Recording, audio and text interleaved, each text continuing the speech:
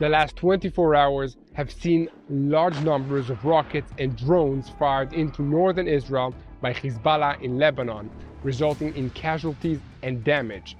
Iran is facing new sanctions by the European Union following its attack on Israel, and reports indicate that the IDF will not strike back at Iran until after Passover. However, plans for the operation in Rafah are moving forward. I'm Yair Pinto, and this is your boots on the ground report about what is happening in Israel on the 195th day of Israel's war with Hamas, Hezbollah, and Iran. It is my sad duty to report to you that an IDF soldier was mortally wounded and 4 others are in serious condition after a Hezbollah drone attack hit the Arab El Aramsha Community Center in Galilee on Wednesday afternoon. 13 other people were also wounded in the strike and are in moderate condition.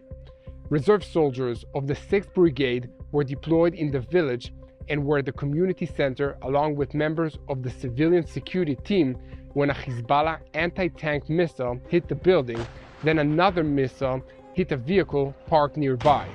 Shortly thereafter, the first drone landed nearby and exploded, and then a second drone scored a direct hit on the building. The short flying time from the launchers in southern Lebanon to the Israeli villages in the Galilee makes interception very difficult, which makes it important to everyone to stay alert and be ready to run to a protected space as soon as there is an alarm. After the attack on the community center, the IDF attacked the sources of the shooting and also a building where terrorists were staying. In addition, warplanes attacked military buildings and terrorist infrastructure of Hezbollah in the areas of Nakura and Yair in southern Lebanon, as well as further north in Baalbek. Hezbollah claimed the attack and an additional attack on the village of Miron, which did not cause casualties or damage, was carried out in response to yesterday's assassination of 2 senior Hezbollah officials. A source in Hezbollah told the Qatari newspaper El Arabi El Jadid, "Our actions will hurt the enemy more if he continues to escalate, whether it is in terms of advanced weapons or in terms of targets." What is he referring to? Yesterday evening, the IDF announced that it had eliminated 2 senior Hezbollah officials. One of them was the commander of Hezbollah's coastal sector, Ismail Yosef Baz, a veteran in Hezbollah's military arm with a rank equivalent to a 1-star general and a brigade commander in the IDF. The IDF has been after this man for a long time, as he was responsible for many terrorist attacks against Israelis. Almost at the same time, the IDF eliminated Muhammad Hussein Mustafa Saouri, the commander of the rocket and missile unit of the western sector of Hezbollah's Adwan force. According to an IDF spokesman, he was responsible for planning and executing the firing of many rockets towards the Israeli home front from western and central Lebanon. Muhammad Ibrahim Fadlallah, another senior operative in the rocket and missile unit of the terrorist organization Hezbollah, was also neutralized in the strike. Hezbollah claims to be defending the Arab and Muslim people of this region against Israeli Jews and their mostly Christian supporters in Western countries. But let me tell you a short story about some of the people who were under fire from Hezbollah. Yesterday, we filmed an upcoming episode of my series, My State, right next to the village of Arab El Aramsha, and we saw and heard the attack as it happened. This is not a Jewish settlement, but rather a Bedouin village. Its residents are mostly Muslims, and many of them serve in the IDF and otherwise contribute to the state of Israel. Right now, most of the residents have been evacuated and are living in hotels in Nazareth, but others have decided to return to their homes recently because they say they can't get the help they need to continue staying in Nazareth. They are away from their jobs, their children's schools, and their way of life, and it's too much of a burden to bear. So they came home and came under fire from Hezbollah terrorists. Israel is a pluralistic democratic country that grants freedom of religion to all its citizens. The residents of the village are Israelis in every way, and we will all fight together for our country. Hezbollah doesn't care about these people, and they're not defending them against Israeli aggression by firing missiles and drones at their own village. This is a good place to ask you to once again help us spread the truth. Take a minute, press the follower button, and subscribe to this YouTube channel, and follow us on social media so that together we can give the truth its proper place in the world. Back to the news. After 6 months of war, the Israeli communities in the north have absorbed over 3,000 rockets, hundreds of anti-tank missiles, and dozens of explosive suicide drones. These weapons were designed to destroy armored vehicles and bunkers on the battlefield, but Hezbollah is firing them at civilian homes similar to the one you probably live in, schools similar to the one your children attend, and cars similar to the one you drive to work every day. Hezbollah says it's doing this to pin down thousands of IDF troops who would otherwise be available to fight Hamas in the Gaza Strip. And they also take credit for forcing tens of thousands of Israeli civilians to evacuate their homes and move south. In addition, 14 IDF soldiers and 8 civilians have been killed. According to official estimates, the number of residents of the northern communities close to the border who are under mandatory evacuation stands at 61,000. To this can be added tens of thousands more from communities further south who evacuated on their own initiative because they were unable to continue their normal life so close to an active combat zone. The decision to evacuate Arab El Aramsha and other communities close to the border was made at the very beginning of the fighting and undoubtedly prevented the risk of human life and allowed the IDF a greater scope of action. But at the same time, it made an entire region empty of residents. The bombardment from Hezbollah has resulted in heavy damage to the physical infrastructure of these communities, as well as economic activity, including in the areas of agricultural, tourism, and commerce. Perhaps worst of all, the children of the evacuees have had their studies interrupted and are studying in makeshift educational frameworks in hotels or in localities to which they have been evacuated. The constant uncertainty makes it impossible to make long-term plans for the opening of the next school year. Hezbollah takes great pride in causing these hardships for Israeli civilians. They like to post photos of damaged houses in Metula, Manara, or Kiryat Shmona, which are all Israeli communities.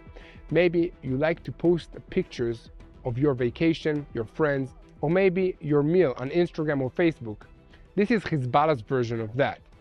However, despite all the uncertainty and the hardships, we must remember that Hezbollah has also sustained losses and damages in this war. Officially, Hezbollah has admitted to losing 280 of its operatives, and around twice that number were wounded in clashes with the IDF. But IDF intelligence estimates say that these numbers must be very, very higher than what Hezbollah is claiming. In addition, dozens of Palestinian terrorists from Hamas, Palestinian Islamic Jihad, and other groups that Hezbollah allows to operate freely in Lebanon to attack Israel have also been eliminated. Dozens of high-valued targets have been hit deep inside Lebanon, including weapon stockpiles and terrorist training facilities. In addition, it should not be forgotten that an estimated 150,000 Lebanese civilians have also been evacuated from their homes in the villages near the border. Israel takes no pride or pleasure in this, and we note that many voices inside Lebanon have pleaded with Hezbollah to stop fighting with Israel so that these people can return to their homes.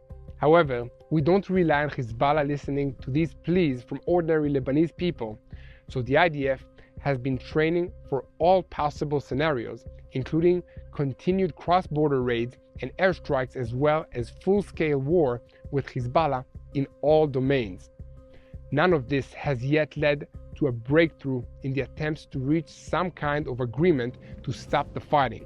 The envoy of US President Joe Biden, Amos Hochstein, visited the region several times and tried to promote a political process based on Resolution 1701 that keeps Hezbollah forces away from the border with Israel. But Hezbollah's leader, Sheikh Hassan Nasrallah, made it clear several times that he is not his own boss, but rather he is Iran's little puppet. So despite Israel's continued military achievements and international pressure, the strategic goal of pushing the Radwan Hezbollah forces away from the border with Israel so that the residents of the northern Israeli communities can return home has not been achieved. Intelligence officials believe that it will be difficult to achieve this goal until the campaign in the south is over, when the IDF's full power can and will be directed towards Hezbollah. Once again, I will ask you to take an active part in spreading the truth. Support us by donating at the link at the bottom of the screen so that together we can spread the truth. Another method is going to our website at www.tbn.org/Israel. Switching our focus now to the regional situation, which is being greatly affected by the diplomatic activities of the tiny but very wealthy Persian Gulf Emirate of Qatar. The Prime Minister of Qatar, Mohammed al-Thani, said on Wednesday that his country is re-examining the role as a mediator between Israel and Hamas for a deal that will lead to the release of 133 abductees from the Gaza Strip. The statement said this step is being considered because Qatar's role is being abused by certain politicians for their own private interests. Let me be very clear. Qatar is under pressure because its true face as a dangerous and terrorist-supporting country has been exposed to the entire world. It finances Hamas and gives political asylum to the leaders of the terrorist organization in its territory. Therefore, it is no wonder that it is complicit in the failure of the negotiations to release the abductees and blame Israel. On the other hand, Qatar invests billions to affect public opinion in the Western countries, including by spreading slander against Israel while pretending to be a neutral state in this matter. This is a wolf in sheep's clothing. The world must declare Qatar a terrorist state and isolate it, just like Iran. Meanwhile, Hamas is being accused of stalling the negotiations under a pretext that the US has fully adopted the Israeli position. Hamas is also saying that this American behavior will not lead to a deal, but will increase the situation of escalation and lead to more bloodshed. For its part, Israel is refusing Hamas's demand to commit to a complete end to the war as part of the deal, and is only ready for a temporary truce. Another obstacle to the progress is the question of the return of the residents of the northern part of the Gaza Strip, which has not yet been finally decided. Hamas claims come after an American official said on Sunday that it is scandalous that the terrorist organization refused an offer in which it was given everything it asked for. The same official said that it is quite clear that Hamas leader Yair Sinwar wants to continue to keep the kidnapping, including the young woman. He refuses to release the elderly and the sick, knowing that this would result in an immediate ceasefire, and this is exactly what indicates the nature of Hamas. On Monday, senior political officials revealed the answer received by mediators for the Hamas hostage deal.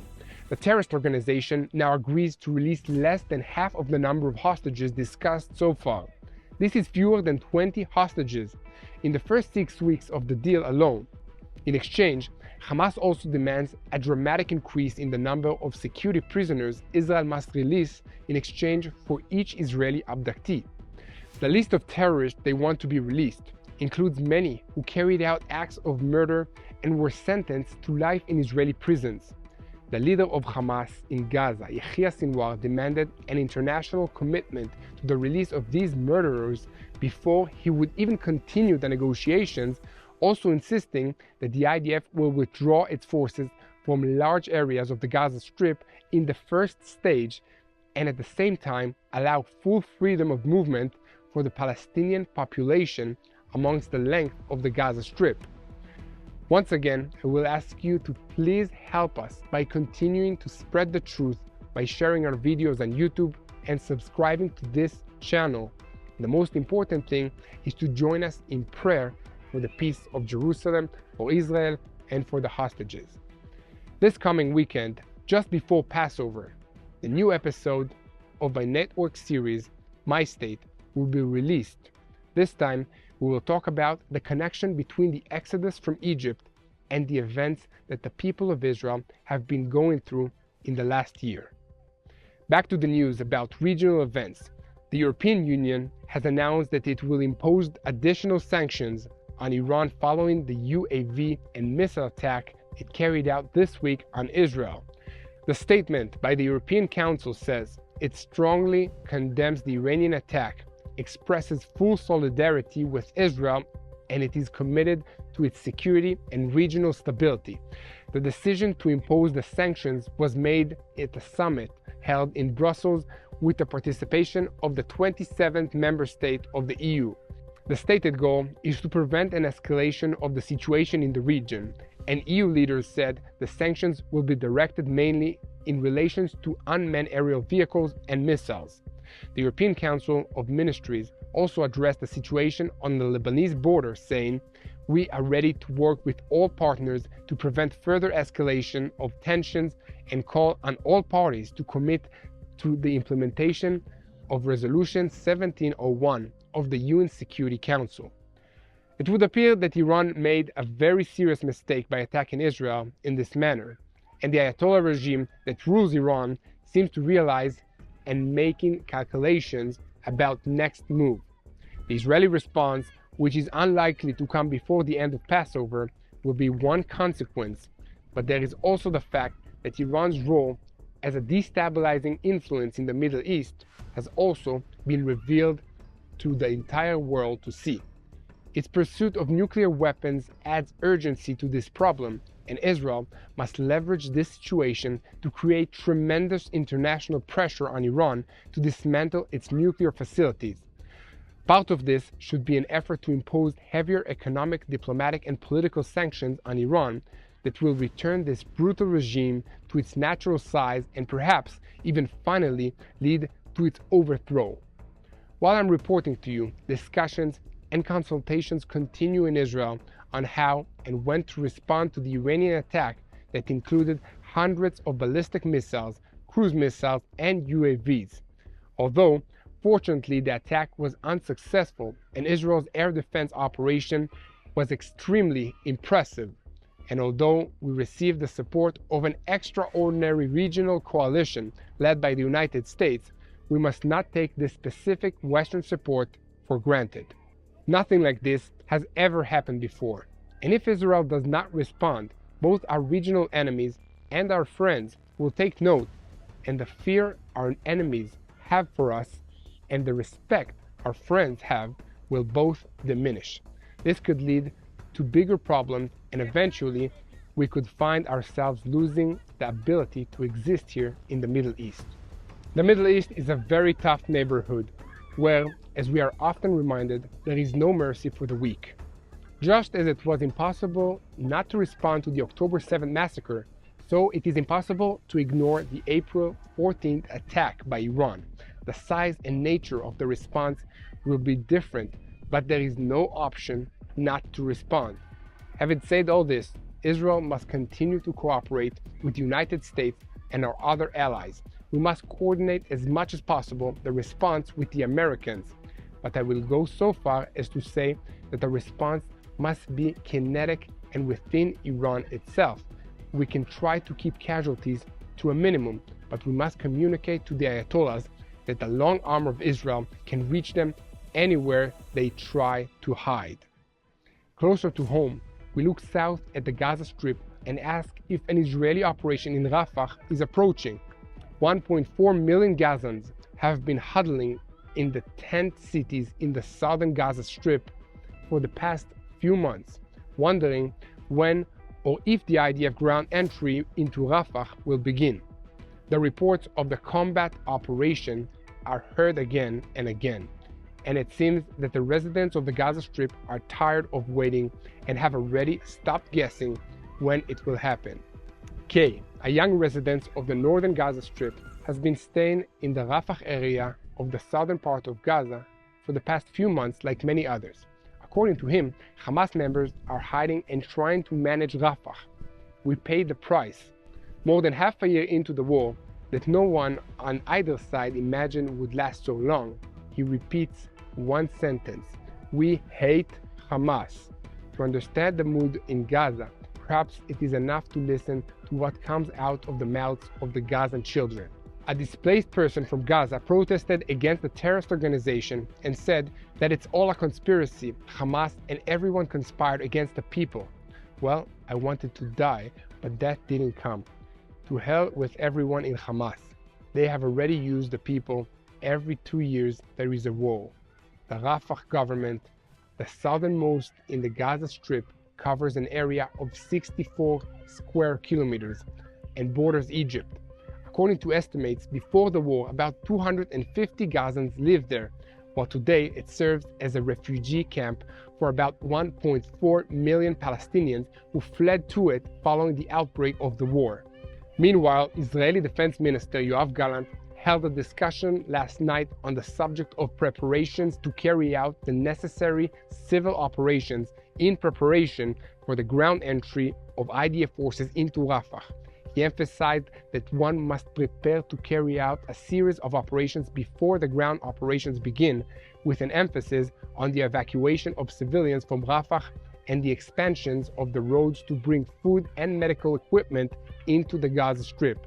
There is, he added, a very detailed humanitarian plan on all the elements to enable, from a civilian point of view, the realization of the mission of the Rafah settlement. This includes the population mobilization, the regulation of the water and sewer infrastructure, civilian communication, shelter, and other humanitarian needs. In recent days, Hamas has spread false rumors according to which the IDF allows children under the age of 14 and women to return to the north in order to create chaos that will delay the IDF's actions. The IDF has taken to printing and dropping leaflets to the Gazan civilians to try and tell them the truth, almost like a daily newspaper. The area north of Wadi Gaza is considered a dangerous combat zone, read the recent leaflet. The IDF continues to fight against terrorist organizations. Any other information that is published and calls you to return north to the Wadi Gaza endangers your safety. Avoid returning to the north. Here at TBN Israel, we will keep updating you on this very pressing subject in Rafah in the Gaza Strip. Please join us in our battle to share the truth of what really is happening in this region. The most important thing all of us can do in this situation is to pray. So let's unite in prayer for the peace of Jerusalem, for the Middle East, for all the civilian population that are affected by this war. And we know that God is in control and He will win.